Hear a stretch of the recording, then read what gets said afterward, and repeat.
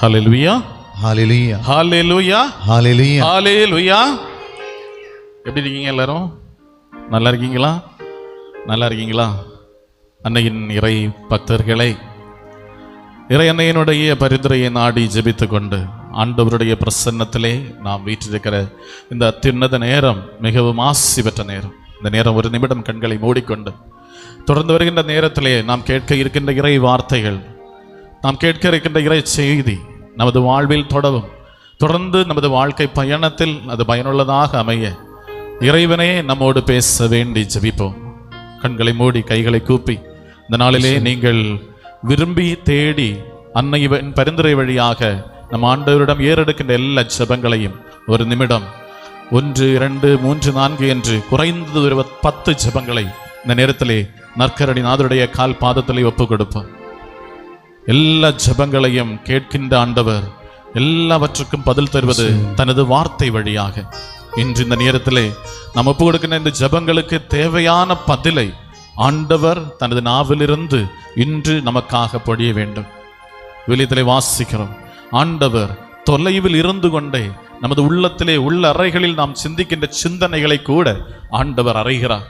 அவ்வாறு தொலைவில் இருந்து அறிகின்ற ஆண்டவர் இப்போது இதோ நற்கருணையில் நமது மத்தியிலே வீற்றிருக்கிற இந்த வேளையில் நம்மை கேட்டு, நம்மை தொட்டு, நம்மை ஆசீர்வதித்து, நம்மை வழிநடத்த நம்முடைய எல்லா ஜெபங்களையும் ஆண்டவருடைய கால் பாதத்தில் ஒப்பு கொடுத்து கொண்டு ஆண்டவருடைய வார்த்தைகளை கேட்க, ஆண்டவருடைய வார்த்தைகளை இதயத்திலே பதிக்க, இறை வார்த்தையை உதரத்திலே ஏற்று கருத்தாங்கி அந்த கருவுக்கு பிறப்பு கொடுத்த அன்னை மரியாவுடைய பரிந்துரையை நாடி ஒரு நிமிடம் ஜெபிப்போம். அருள் நிறைந்த மரியே வாழ்க. ஆண்டவர் உம்முடனே பெண்களுக்குள் ஆசீர்வதிக்கப்பட்டவள் நீரே, உம்முடைய திருவயிற்றின் கனியாகிய இயேசுவும் ஆசீர்வதிக்கப்பட்டவரே. புனித மரியே, இறைவனின் தாயே, பாவிலாய் இருக்கிற எங்களுக்காக எப்பொழுதும் எங்கள் இறப்பின் வேளையிலும் வேண்டிக் கொள்ளும். ஆமேன். ஹல்லேலூயா, ஹல்லேலூயா, ஹல்லேலூயா, ஹல்லேலூயா, ஹல்லேலூயா, ஹல்லேலூயா. அன்பானவர்களே, உங்களுக்கு இங்கு வருகின்ற போது இன்று என்ன பேச வேண்டும் அப்படி என்று யோசித்து கொண்டு இன்றைய நாளிலே இதான் உங்களுக்காக செய்தி என்ன கொடுக்கணும் அப்படின்னு எடுத்த போது எனக்கு கிடைத்தது யோனாவினுடைய புஸ்தகம். யோனா இறைவாக்கினர் அதுதான் கிடைச்சது. அப்போ யோனா இறைவாக்கினர் பற்றி நமக்கு எல்லாருக்கும் தெரியும். இப்போ யோனாவை பற்றி என்ன பேசணும், எதுவாக இருக்கும் ஆண்டவர் உங்கள்கிட்ட பேசுறதுக்கு அப்படின்னு அங்கேருந்து வரும்போது இந்த வாகனத்தில் இருந்தே யோசித்துட்டே இருந்தேன். இங்கே வந்து சேரும்போது எனக்கு 2-3 சிந்தனைகள் மனதை தாக்கியது. அந்த சிந்தனைகளை உங்களோடு பகிர்ந்து கொண்டு அந்த இறை வார்த்தைகள் உங்களுக்கு வாழ்வாகட்டும் என்று ஜெபிக்கின்றேன். அன்பானவர்களே, யோனாவை பற்றி உங்களுக்கு தெரியும் அப்படிதானா? யோனா தெரியும் தானே? யோனாவை தெரியும் தானே? யோனாவை தெரியும். யோனாவும் நம்மளும் ஒரு போல அப்படின்னு நான் நினைக்கிறேன். யோனா இறைவாக்கினரும் நாமும் ஒரு போல அப்படிங்கிறதாகும், ஒன்னே மாறிப்பட்டவங்க. யோனா இறைவாக்கினருக்கும் நமக்கும் உள்ள ஒரு சின்ன வித்தியாசம் உண்டு. அதாவது யோனா இறைவாக்கினரோடு கடவுள் நேரடியாக பேசுகிறார். அவர் இறைவாக்கினராக இருந்தார், அதனால் அவர் நேரடியாக பேசினார். நம்ம இறைவாக்கினர்களாக இன்னும் உயரலை, அதனால ஆண்டவருடைய குரலை நம்ம பல இடங்களில் தேடிட்டு இருக்கிறோம். அந்த ஒரு வித்தியாசமே தவிர மற்ற எல்லா விதத்திலையுமே யோனா இறைவாக்கினருக்கும் நமக்கும் பலவிதமான பொருத்தங்கள் உண்டு, பலவிதமான பொருத்தங்கள் உண்டு. சரிதானா? உண்டா? என்னெல்லாம் கேட்டால் பதில் சொல்லுவீங்களா? அப்போ ஒன்றுன்னு சொல்லியாச்சு. அப்போ என்னெல்லாம் இருக்கும் சொல்லுங்கன்னு கேட்டால் பதில் இருக்கா? பதில் இருக்காது. நம்ம யோசித்திருக்க மாட்டோம். நம்ம கேட்டதுனால ஆமான்னு எல்லாம் சொல்லியிருப்போம், யோசித்திருக்க மாட்டோம். என்ன அப்படின்னு கேட்டோம்னா, நம்ம எல்லாரும் இப்போ வந்து இங்கே ஜபிக்க வந்தோம். இங்கே வந்து இப்போ நாம் மறைவுரை தொடங்குறதுக்கு முன்னாலே உங்கள்கிட்ட நான் சொன்னேன், என்னது, நீங்கள் ஒரு 1, 2 என்று 10 வேண்டுதல்களையாவது ஆண்டவருடைய கால் பாதத்திலே ஒப்பு கொடுங்கள் அப்படின்னு சொன்னேன். அப்படி சொன்ன நேரத்தில் நீங்கள் உங்களுடைய தேவைகள் என்று எதெல்லாம் நீங்கள் மனசில் நினைச்சிருக்கிறீங்களோ கொஞ்சம் காரியங்கள் எல்லாம் சொல்லியிருப்பீங்க. அப்படிதானா? அப்படிதானா? அப்படித்தானே செய்திருப்பீங்க. நம்ம எல்லாரும் மனதுக்கு இது எனக்கு தேவை, எனக்கு ஒரு நல்ல ஆரோக்கியம் வேணும், எனக்கு இந்த இடத்துல வலிக்குது, அந்த நோய் மாறணும், அல்ல நான் இந்த காரியம் நடக்கணும், என் பிள்ளைக்கு, எனக்கு பேரனுக்கு, எனக்கு பேத்திக்கு, அப்படி மருமகனுக்கு மருமகளுக்குன்னு சொல்லிட்டாலும் இப்படி நிறைய சிந்தனைகள் நம்ம மனதில் வந்திருக்கும். எல்லாவற்றையுமே நம்ம இங்க ஆண்டவருடைய பாதத்திலே ஒப்பு கொடுத்துரும். அப்படிதானா? ஹல்லேலூயா, ஹல்லேலூயா, ஹல்லேலூயா. அப்படிதான் நம்முடைய மனதிலே நமக்கென்று நாம் நினைத்திருக்கின்ற காரியங்கள் எவை எல்லாமோ அவற்றையெல்லாம் நம்ம ஆண்டவருடைய பாதத்திலே ஒப்பு கொடுத்தோம். யாராவது இங்க இருக்கிறவங்க ஆண்டவரே இன்னைய தினத்துக்கும் தொடர்ந்துள்ள நாளுக்கும் எனக்கான உம்முடைய திட்டம் எதுவோ அது நிறைவேறட்டும் அப்படின்னு சொல்லிட்டு ஜெபிச்சீங்களா? யாராவது ஜெபிச்சீங்களா? இல்ல. யோனாட்ட ஆண்டவர் சொல்லுவார், எனக்கு திட்டம் இது. என்னது? நினிவே மாநகரத்தினுடைய கேடு அதிகமாக இருக்கிறது, அந்த கேடு போக்குறதுக்கு வேண்டி நீ நினிவே நகரத்துக்கு போகணும் அப்படின்னு ஆண்டவர் தனது திருவுளத்தை வெளிப்படுத்துகிறார். ஆனா யோனாவுடைய மனதில் இருக்கக்கூடிய எண்ணங்களோ மற்ற பல. யோனாவுடைய மனதில் இருக்கக்கூடிய எண்ணங்கள் மற்ற பல. அப்ப யோனா எங்க போறாரு? தார்சூசுக்கு போறதுக்காக போறாரு. சரிதானா? சரிதான். அப்ப ஆண்டவர் நினிவேக்கு போக சொல்றார், இவர் தார்சூசுக்கு போகிறார். இதுதான் நம்முடைய வாழ்க்கையில் நம்ம இப்போ ஏறெடுத்த ஜபமும் அதுபோல கடவுளுடைய நம்ம நினிவே நம்முடைய யோனாவுடைய சிந்தனையும் ஒருபோல. கடவுளுடைய திட்டம் என்னவென்பதை பற்றியுள்ள சிந்தனை அல்லாமல் நம்முடையது, என்னுடையது, எனது விருப்பங்கள் அப்படிங்கிற எண்ணத்தோடையாக நம்ம வாழ்ந்துருக்கிறோம். அதுக்கு நம்ம அதை மாற்றணுங்கிறதுக்காக தான் இன்னைக்கு உள்ள இந்த சிந்தனை அப்படின்னு நான் நினைக்கிறேன். மத்தேயு நற்செய்தி 6ஆம் அதிகாரத்துல சீடர்களுக்கு வேண்ட கற்றுக் கொடுக்கிற ஆண்டவர். பைபிள் இருக்க யார்ட்டையும் இல்லைல்ல? பைபிள் இறை வார்த்தை கேட்கும்போது இறை வார்த்தை கையில் எடுப்பது நல்லது. மத்தேயு நற்செய்தி 6ஆம் அதிகாரத்துல கடவுள் ஆண்டவர் இயேசு கிறிஸ்து தனது சீடர்களுக்கு ஜெபிப்பதற்காக கற்றுக் கொடுக்கிறார். ஜெபிப்பதற்காக கற்றுக் கொடுக்கிறார். அந்த ஜெபம் என்ன ஜெபம்? ஜெபிப்பதற்கு ஆண்டவர் கற்றுக் கொடுத்த ஜெபம் என்னது? விண்ணுலகில் இருக்கின்ற எங்கள் தந்தைங்கிற ஜெபம். அது அட்லீஸ்ட் ஒரு நாள் ஒரு நேரமாவது நம்ம சொல்லாம இருக்க மாட்டோம். அப்படிதானா? ஒரு நேரமாவது மினிமம் சொல்லுவோம். அது அன்னையின் பக்தர்கள் அதிகமா ஜெபமாலை சொல்லி ஜெபிக்கிறவங்க ஒரு ஜெபமாலையே ஒரு 6 தடவை நம்ம அந்த விண்ணுலகில் இருக்கிற ஜெபத்தை சொல்லுவோம். மற்றபடியே சாதாரணமா பொதுவா நம்ம விண்ணுலகில் இருக்கிற எங்கள் தந்தையை ஜெபத்தை சொல்றது உண்டு. அந்த ஜெபத்தினுடைய ஒவ்வொரு பகுதியாக திருப்புகிற போது முதல்ல அப்பான்னு கூப்பிடுறோம், விண்ணுலகில் இருக்கிற எங்கள் தந்தையே அப்படின்னு சொல்லிட்டு கூப்பிடுறோம். அடுத்து என்ன சொல்றோம்? உமது விண்ணுலகில் இருக்கிற எங்கள் தந்தையே உமது பெயர் தூயதென போற்ற பிறகு அது 2வது பாட்டு சொல்றோம். அடுத்து உமது ஆட்சி வர வேண்டும் சொல்றோம். 4வது உம்முடைய திருவுள்ளம் விண்ணுலகில் நிறைவேறுவது போல மண்ணுலகிலும் ஆகட்டும் அப்படிங்கிற இதுதான் நம்முடைய இன்னையுடைய சிந்தனை. சரியா? இந்த விண்ணுலகில் இருக்கிற எங்கள் தந்தையை ஜெபத்தை நம்ம சொல்லிட்டே தான் இருக்கிறோம். அந்த நேரத்தில் மெயினா குறிப்பா நம்ம சொல்றோம் என்னது? ஆண்டவரே, விண்ணகத்தில் உமது திருவுள்ளம் நிறைவேறுவது போல மண்ணகத்திலும் நிறைவேறட்டும் ஜபிக்கிறோம். ஆனா எனக்கு வாழ்க்கையில நிறைவேறணும்னு என்னைக்காவது ஜபிச்சிருக்கிறோமா? இதுதான் நான் மோஸ்ட்லி சொன்னோம் இல்லையா? அதுதான் எனக்கு வாழ்க்கையில உம்முடைய திருவுள்ளம் நிறைவேறட்டும்னு என்னைக்காவது ஜபிச்சிருக்கிறோமா? எனக்கு வாழ்க்கையில என்னுடைய எண்ணங்கள் நிறைவேற்றி தாரோன்னு நம்ம ஜபிச்சிருக்கிறோமா? என்ன ஜபிச்சிருக்கிறீங்க? ஆண்டவருடைய திருவுள்ளம் எனக்கு வாழ்க்கையில நிறைவேறட்டும்னு நம்ம என்னைக்காவது ஜபிச்சிருக்கிறோமா? எனக்கு இந்த எல்லாம் எண்ணங்கள் இருக்கு, இதையெல்லாம் நிறைவேற்றி தாரோன்னு நம்ம ஜபிச்சிருக்கிறோமா? என்ன ஜபிச்சிருக்கோம் சொல்லுங்க? என்னுடைய எண்ணங்கள் இதெல்லாத்தையும் நிறைவேற்றி தாரோன்னு தானே. அதானே முதல்ல 10 ஜபங்கள் வைங்கன்னு சொன்னப்போ அதுதானே செய்தீங்க, இதானே செய்தீங்க. அதுதான் நம்முடைய வாழ்க்கையில நம்ம யோனாவை பற்றி சொன்னோம். எனக்கு யோனா தொடர்ந்து அனுபவிக்கக்கூடிய பல துன்பங்கள் உண்டு, எல்லாம் உண்டு. நமக்கு வாழ்க்கையிலையும் துன்பங்களுக்கு எல்லாம் இந்த கனெக்ஷன் இதுதான். இப்படி போறது எங்க தொடங்குறது? இங்கதான். நம்முடைய ஆண்டவருடைய திருவுள்ளம் எனது வாழ்க்கையில் நிறைவேற வேண்டும் என்ற எண்ணத்தை தவிர்த்து எனது எண்ணங்கள் எனது வாழ்க்கையில் நிறைவேற்றி தருகின்ற, அதாவது ஏடிஎம் மிஷின்ல போய் நம்ம கார்டு போட்டுட்டு இத்தனை ரூபா வேணும்னு சொல்லும்போது அது தரது போல ஆண்டவர்கிட்ட வந்துட்டு நான் கோரிக்கை விடுத்து அதெல்லாம் எனக்கு தரணும் அப்படிங்கிற ஒரு மெஷின் போலவாக நம்ம கடவுளை நினைச்சிட்டு இருக்கிறோம், அவரை நினைச்சிட்டு இருக்கிறோம். இதுதான் நம்முடைய வாழ்க்கையில் நம்ம மாற்ற வேண்டிய, இன்றைய நாள் நமது மாற்றத்திற்கு கொண்டு வர வேண்டிய, நமது ஜெபத்தில் ஒரு மாற்றம் வருத்த வேண்டிய ஒரு முக்கியமான இடம் இங்கதான். பொதுவா நம்ம இந்த ஜெபம் ஆண்டவர் கற்று தந்திருக்கிறார், அதனால அந்த ஜெபம் சொன்னா நல்ல ஆசீர்வாதம், அந்த ஜெபத்தை சொல்லுவோம் அப்படின்னு சொல்லிட்டு நம்ம சொல்லிட்டே இருக்கிறோம். ஆனா அதனுடைய உள்ளர்த்தங்களில் மிக முக்கியமான ஒன்று ஒளிந்திருக்கிறது.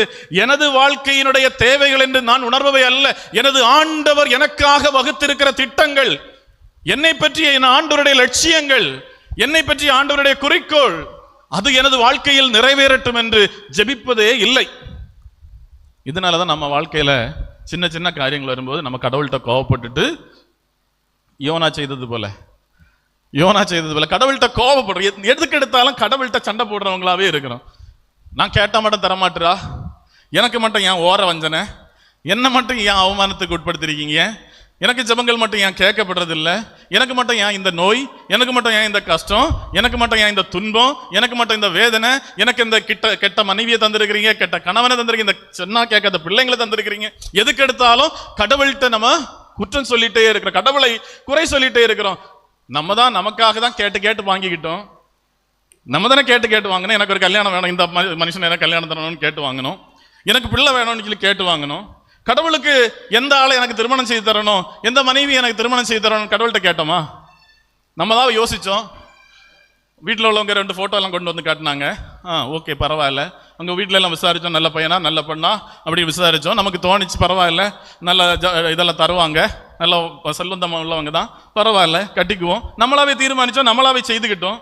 கடைசியில் எல்லாத்துக்கும் குற்றம் நம்ம கடவுளுக்கு மேலே கொடுக்குறோம். ஆண்டவரே, ஒரு காரியத்துக்கு ஒரு தீர்மானம் எடுக்கிறதுக்கு முன்னால் என் ஆண்டவரே இதுதானா, எடுக்கட்டுமா, முடிவு எடுக்கட்டுமா அப்படிங்கிற ஒரு சிந்தனை இல்லை. நம்ம திருத்துதர் பணிகளில் வாசிக்கும் போது திருத்துதர் பணிகளில் சீடர்கள் ஒன்றா வந்திருந்து பல காரியங்கள் தீர்மானம் எடுப்பாங்க.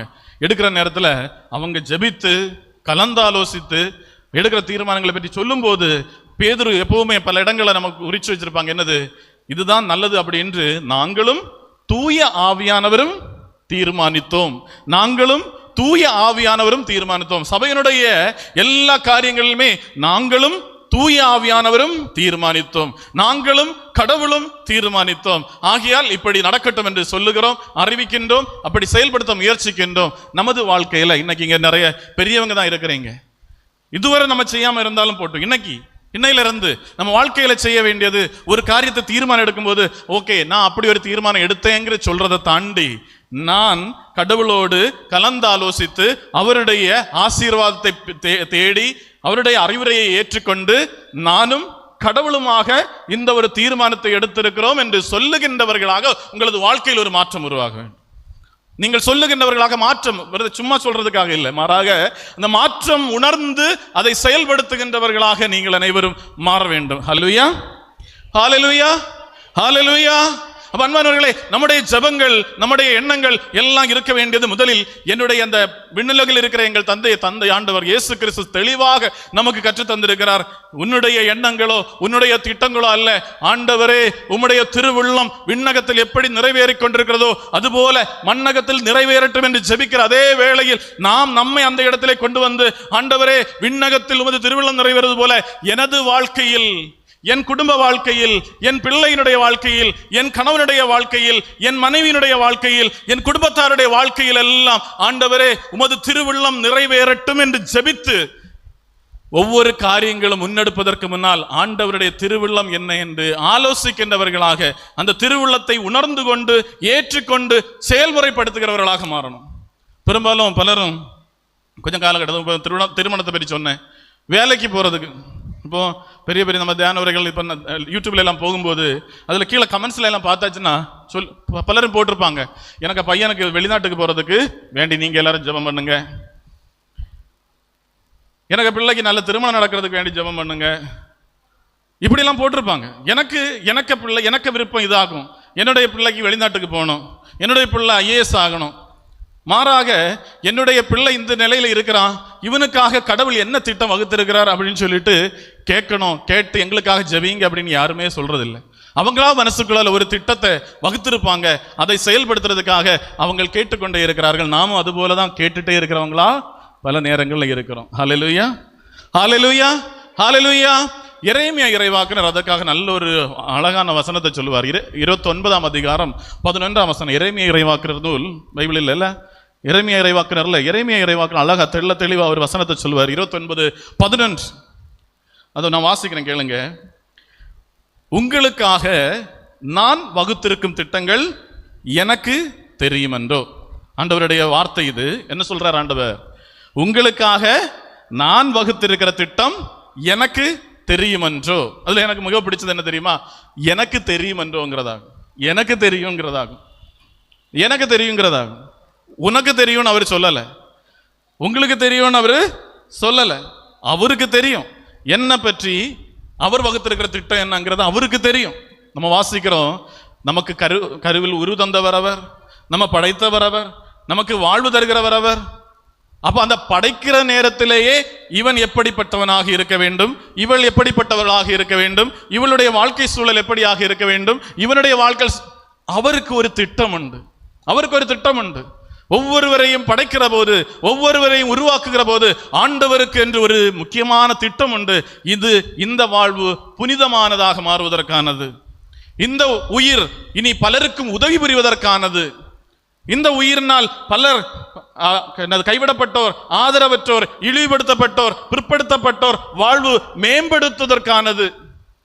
அப்படிப்பட்ட எண்ணங்களோடு ஒருவனை படைக்கிற ஆண்டவர் அல்லது ஒருவரை படைக்கிற ஆண்டவருடைய முன்னிலையில் ஆண்டவருடைய திட்டம் இப்படி பிறர் நலனுக்காக இருக்கிற போது இந்த படைக்கப்பட்ட இந்த உயிர் நினைப்பது, நான் நல்லா இருக்கணும், எனக்கு பணம் நிறைய கிடைக்கணும், என்னுடைய சுயநலம், இப்படிப்பட்ட சிந்தனைகளோடு வாழ்ந்து கொண்டிருக்கிற போது ஆண்டவருடைய திட்டம் அங்கே நிறைவேற நான் தடையாகி இருப்பதால் அங்கு நான் ஆசி பெறுவது தவிர்ப்பதோடு மட்டுமல்லாமல் என் மூலமாக எத்தனையோ பேர் ஆசி பெறுவதற்காக காத்திருக்கிறார்கள். அந்த ஆசிரெல்லாம் தடைபட்டு போகிறது. ஹல்லேலூயா, ஹல்லேலூயா, ஹல்லேலூயா.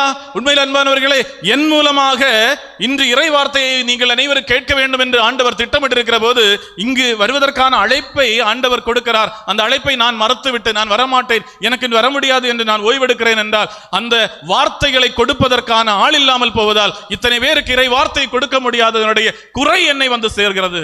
அப்போது அந்த ஆசீர்வாதம் அங்கே தடைபடுகிறது. இதுபோலதான் ஒவ்வொருவருடைய வாழ்வின் மூலமாக எத்தனையோ பேர் ஆசி பெறுவதற்கோ இறை வார்த்தையை கேட்பதற்கோ அல்லது வாழ்க்கையின் குறைகளிலிருந்து மேம்படுவதற்கோ ஆண்டவர் ஆயத்தம் செய்து கொண்டிருக்கிறார். ஆனால் அதற்கு நம்மை நாம் கொடுக்காமல் என்னுடைய திட்டம் என்று பலவற்றை செய்து கொண்டிருக்கிற போது நாம் அங்கே ஆண்டவரை தோற்கடிக்கிறவர்களாக, அது மூலமாக நம்மையே நாம் தோற்கடிக்கிறவர்களாக, அதன் மூலமாக பிறருடைய வாழ்க்கையிலும் நன்மைகள் வர தடை ஏற்படுத்துகிறவர்களாக நாம் மாறிக்கொண்டிருக்கிறோம். அந்த சூழலிலிருந்து மாறுவதற்கு இங்கே எரேமியா இறைவாக்கு வழியாக ஆண்டவர் சொல்லுகிறார், உன்னை பற்றிய திட்டம் எனக்கு நன்றாக தெரியும், எனக்கு நன்றாக தெரியும். ஆகையால் நாம் எப்போதும் ஒரு காரியத்தை தீர்மானம் எடுப்பதற்கு முன்னால் முதலில் ஆண்டவரோடு ஒன்றிணைந்திருந்து, ஆண்டவரே இந்த நிகழ்வை பற்றிய உமது திட்டம் என்ன?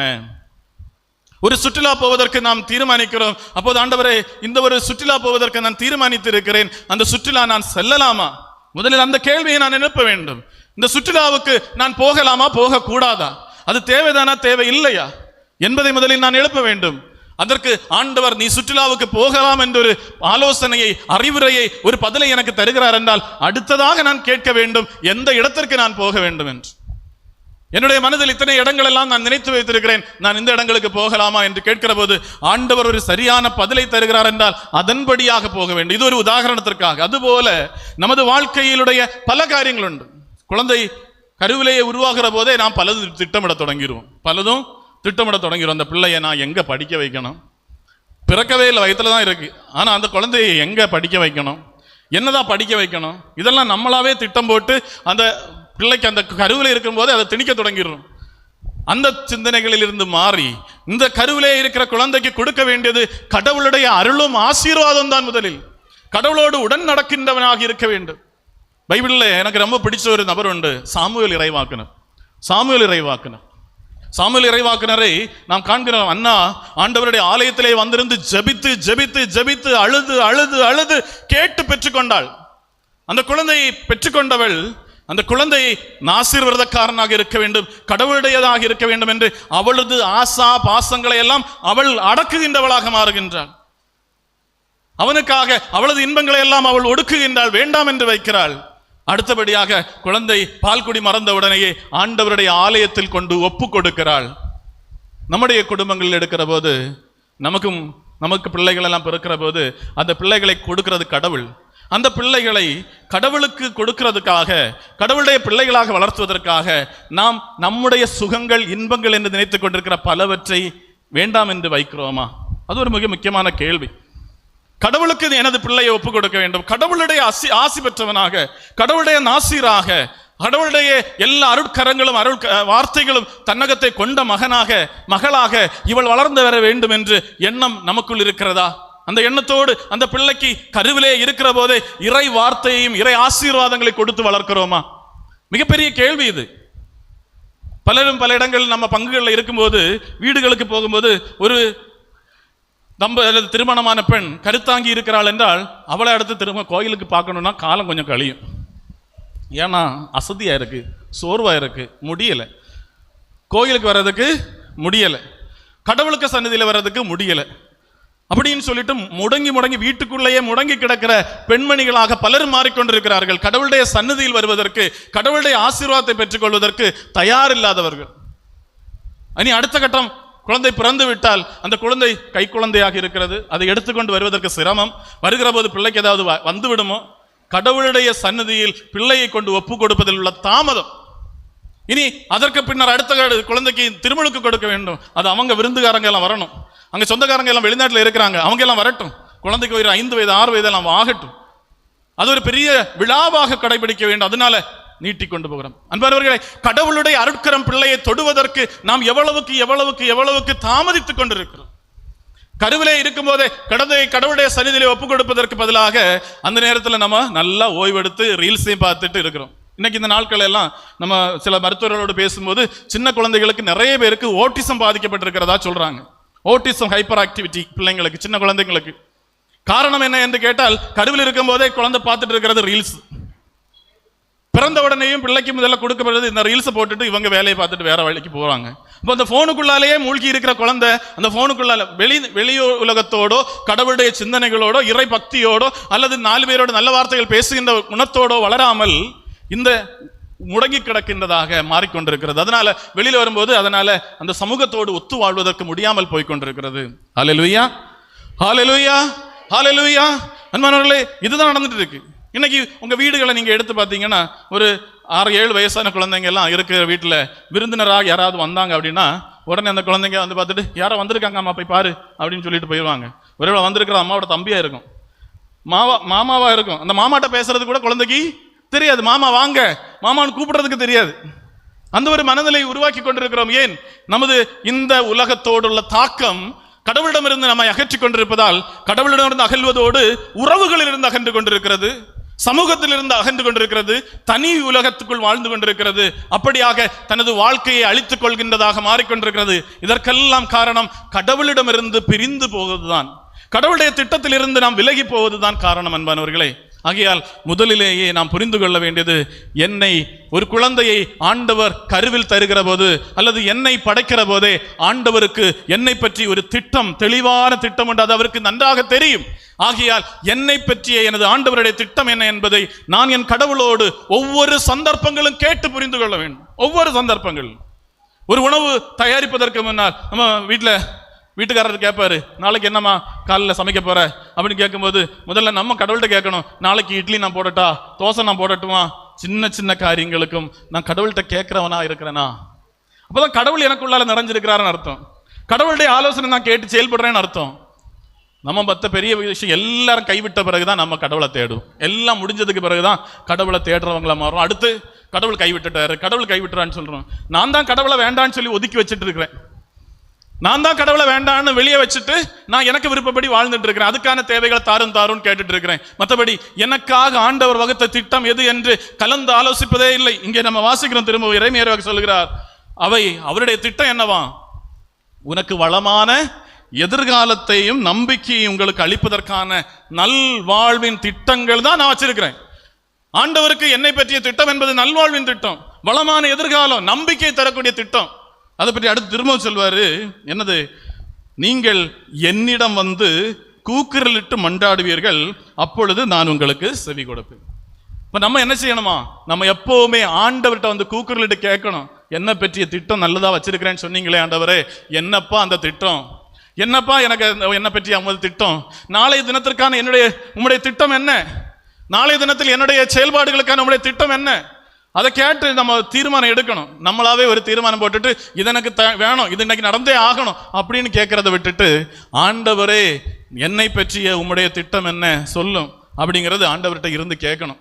அதுக்கு தான் எல்லா நாளும் காலையில ஆண்டவருடைய ஆலயத்தில் போய் திருப்பலி ஒப்பு கொடுத்து ஜெபிப்பதுங்கிறது, திருப்பலி ஒப்பு கொடுத்து ஜெபிக்கிறதுங்கிறது. குடும்பமா போனோம், நான் மட்டும் போது அது குடும்பமா ஒன்னா போய் திருப்பலி ஒப்பு கொடுக்கணும். ஆண்டவருடைய அந்த பலியில கலந்து கொள்ளணும். அந்த பலியில இருந்து நமது வாழ்வுக்கு அன்னைய தினத்துக்கான ஆசீர்வாதங்களை கேட்டுட்டு என்னை பற்றி உங்களுடைய திட்டத்தை எனக்கு வெளிப்படுத்தி தாருன்னு ஜபிக்கணும்.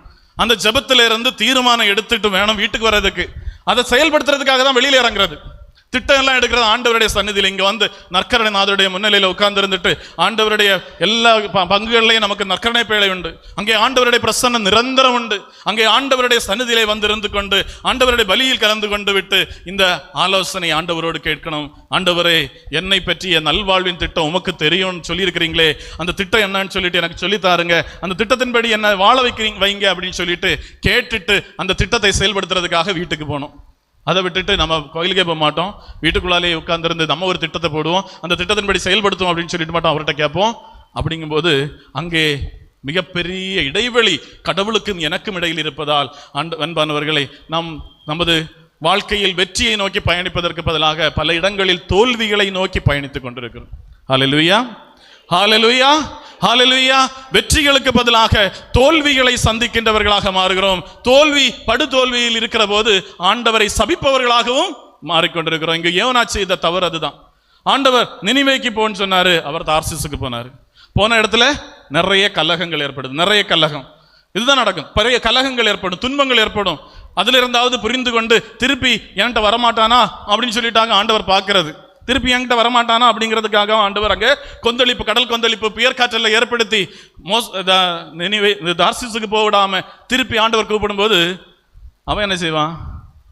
கப்பலுக்கு அடித்தளத்துல போய் நல்லா நல்லா நம்மளும் இந்த நேரத்தில் என்ன செய்வோம்?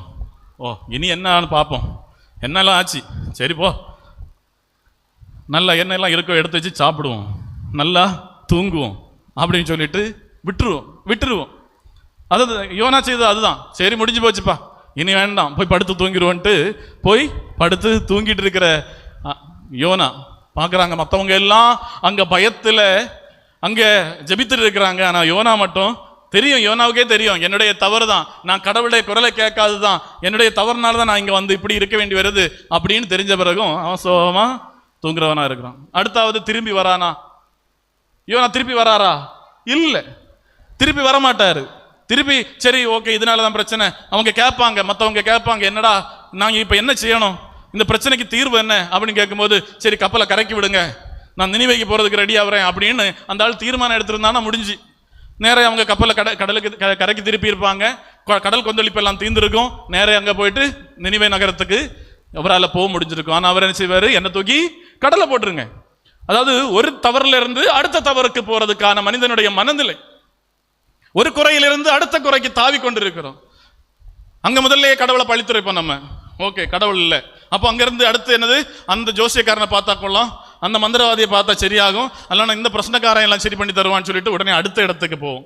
கடவுளை விட்டு ஒவ்வொரு படிப்படியாக அகன்று எங்கேயோ போய் விழுகிறவர்களாக மாறுவோம். இருந்தாலும் கடவுள் அங்கேயும் நமக்கு பின்னால வந்துட்டு நம்மளை தேடிட்டு இருக்கிறார். என்ன கூப்பிடுமோனே, என்ன கூப்பிடு மகளே, உனக்காக நல்வாழ்வின் திட்டங்களை என்கிட்ட வச்சிருக்கிறேனே, நீ ஏன் வரல? இந்த என்கிட்ட தான் இருக்கு, என்ன கூப்பிடு. எரேமியா வழியார் சொல்றார் ஆண்டவர், நீ என்னிடம் வந்து கூக்குரலிடுவாய், அப்போது நான் உனக்கு செவிசாய்ப்பேன். நீ கூக்குரலிடுவாய், ஆண்டவரே நான் தவறிழைத்து விட்டேன், நான் வழிதவறி அழிந்து விட்டேன், நான் தீமைக்கு அடிமையாகி விட்டேன், பாவ வழிகளில் நான் நடந்து விட்டேன், இதோ இந்த இடத்திலிருந்து கூப்பிடுகிறேன். காணாமற் போன மகனுடைய அந்த உவமை நமக்கு தெரியும். அங்க கீழே விழுந்து கிடக்கிற நேரத்திலேயாவது அவன் கூப்பிடுவான், ஆண்டவர் எனக்கு அப்பாட்ட நான் போனோம் அப்படின்னு அவன் நினைச்சான். அவன் திருப்பி வந்தான், அவரை கூட்டி அணைத்து கொண்டார். இது போலதான் நம்ம வாழ்க்கையிலையும் நம்ம பல திட்டங்கள் தீட்டி தவறுகள் போயிட்டோம். இன்னைக்கு நமக்கு புரிந்து கொள்றோம், என்னுடைய திட்டங்கள் அல்ல, என்னுடைய விருப்பங்கள் அல்ல, என்னுடைய ஆசைகள் அல்ல, மாறாக என் கடவுள் எனக்காக வகுத்திருக்கிற திட்டங்கள் தான் நிறைவேறணும் இன்னைக்கு நான் நினைக்கிறேன், புரிந்து கொள்றேன். அப்போ இந்த நிமிடத்துல இன்னைக்கு இந்த நற்கருணை ஆசீர்வாதத்திலிருந்து தொடங்கணும். ஆண்டவரே, என் வாழ்வுக்கான உம்முடைய திட்டத்தை எனது வாழ்க்கையில் நிறைவேற்றுவதற்கு என்னை நான் தருகிறேன், உம்முடைய திட்டப்படி என்னை நடத்தும் ஆண்டவரே அப்படின்னு சொல்லிட்டு நம்ம விட்டு கொடுக்க தொடங்குற போது அங்கிருந்து நம்ம வாழ்க்கை மேல ஆண்டவர் விரும்பினது போல, ஆண்டவர் சொன்னது போல வளமான எதிர்காலம் நமது வாழ்க்கையில் ஆண்டவர் தரப்போகிறார். அதற்கு நம்ம விட்டு கொடுக்கணும். யோனாவை போல ஓடக்கூடாது, ஒரு தவறுல இருந்து அடுத்த தவறுக்கு போகக்கூடாது. அங்கிருந்து கடல்ல தள்ளப்பட்டு மீனுக்கு வாய்க்குள்ளால போய் திரும்ப அப்படியாவது ஆண்டவர் எங்க கொண்டு சேர்க்கிறாரு? நினிவே நகரத்துக்குள்ளால கொண்டு போய் சேர்க்கிறாரு. நினிவே நகரத்திலையும் திரும்பவும் என்ன செய்யறாரு? ஆண்டவர் விரும்பினது ஒன்றும் அவர் செய்யல. நீ நினிவே நகரம் முழுவதுமாக நடந்து மக்களிடம் அவர்களுக்கு வரப்போகிற தீமையை பற்றி சொல்லுன்னு சொன்னா இவர் பாதி தூரம் நடந்துட்டு திருப்பி வந்து திரும்பவும் நல்ல ரெஸ்ட் எடுப்பார், திரும்பவும் நல்ல ரெஸ்ட் எடுக்கிறவரா மாறுவார். அடுத்தும் திரும்பவும் என்ன செய்வார்? ஆண்டவர்கிட்ட குற்றம் சொல்லிட்டே இருப்பார், ஆண்டவரை பார்த்து பழித்துரைத்துட்டே இருப்பார்.